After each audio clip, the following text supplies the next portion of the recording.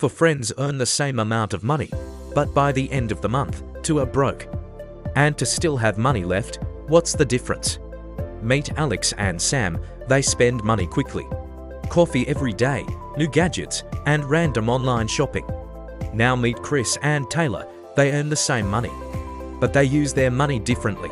One small habit can cost a lot. A $5 coffee every day becomes $150 a month.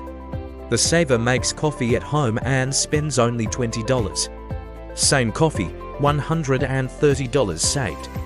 Impulse shopping is another money trap. Buying things instantly feels good, but it drains your wallet. Smart savers use the 24-hour rule. If you still want the item tomorrow, then buy it most of the time.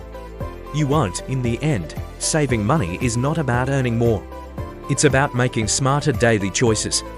If you want more simple ways to save money, subscribe to Life Hack Lab.